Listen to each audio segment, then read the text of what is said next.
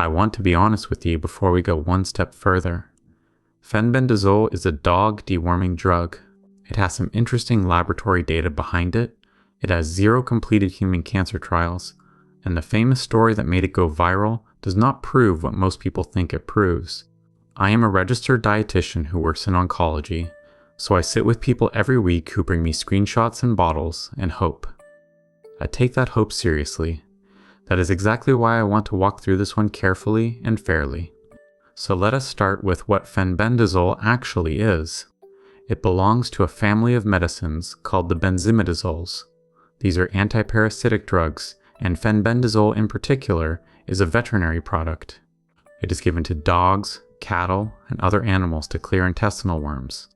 It was never designed for humans, and it has never been approved for treating cancer in people. That is not a conspiracy. That is just the regulatory reality of where this compound sits today. Now, why did a dog dewormer explode across the internet as a cancer answer? The story centers on a man named Joe Tippins. Joe was diagnosed with small cell lung cancer that had spread widely, and his outlook was grim. He came across a tip suggesting a veterinary deworming drug. He started taking it, and later his scans came back clean. That is a genuinely moving story, and I do not want to wave it away. But here's the part that gets left out of most videos. At the same time Joe was taking fenbendazole, he was also enrolled in a clinical trial receiving an immunotherapy drug called pembrolizumab, sold as Keytruda. Pembrolizumab is a powerful, approved cancer medicine that produces dramatic remissions in some lung cancer patients. So when Joe got better, we genuinely cannot separate the effect of the trial drug from the effect of the dewormer. His outcome may be a triumph of the immunotherapy he was already receiving. The dewormer got the credit, but the timeline does not let us assign it. From there, the story did what stories do online. Podcasts amplified it, celebrities and influencers repeated it, and viral protocols with specific brands and schedules spread through cancer forums. The emotional pull is enormous, and I understand it completely, but amplification is not evidence. Let me give you the science honestly, the good and the thin.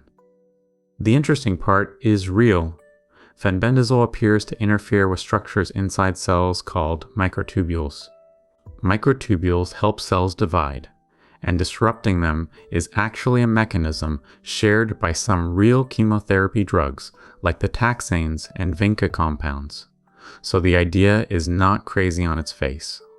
In laboratory dishes, fenbendazole can slow or kill certain cancer cells. In mice, some studies show tumor effects. That is genuinely worth noticing. But here is where I have to be firm with you. Cells in a dish and tumors in mice are the very beginning of the research pipeline, not the end. Enormous numbers of compounds kill cancer cells in a dish and then do absolutely nothing useful or cause real harm once they meet the complexity of a living human body. For fenbendazole in humans with cancer, there are no efficacy trials. We do not know an effective dose. We do not know a safe dose in someone whose liver is already under strain from disease or treatment. And there are published case reports of liver injury in people who took fenbendazole hoping to fight their cancer.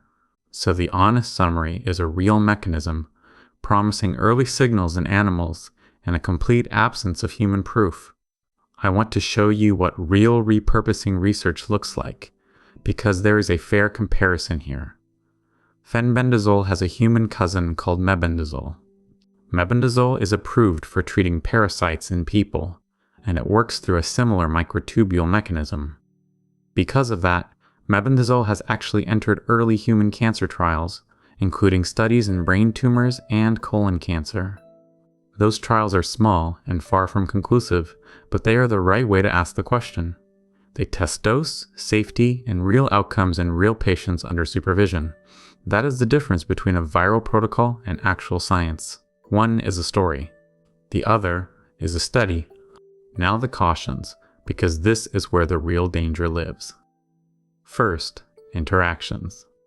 If you are receiving chemotherapy, immunotherapy, or targeted drugs, adding an unstudied veterinary compound can interfere in ways nobody has mapped. Second, Liver risk. Many cancer treatments already tax the liver, and stacking an untested drug on top is a real gamble. But the biggest danger is not the pill itself. The biggest danger is substitution. Every so often, someone stops or refuses treatment that genuinely could have helped them because a story online convinced them a dewormer would do the job. That is the outcome I lose sleep over. A missed window with an effective therapy is not something you can always get back. So let me leave you with something constructive rather than just a warning. If you are curious about fenbendazole, do not throw the idea in the trash and do not treat it as a secret cure. Do this instead. Bring the actual bottle to your oncology team and put it on the table. Let them weigh it against your specific treatment and your liver numbers. If the mechanism fascinates you, follow the mebendazole research, because that is where legitimate answers may eventually come from. And please, do not let a single powerful story quietly replace a clinical trial in your mind. Here is the bottom line. Fenbendazole is a dog dewormer with a real laboratory mechanism, promising animal data, and 0 completed human cancer trials. The story that made it famous is confounded by an immunotherapy drug taken at the same time. It is not a proven cure, it carries real risks, and it is not a substitute for treatment. Stay curious, stay skeptical, and keep your care team in the room with you.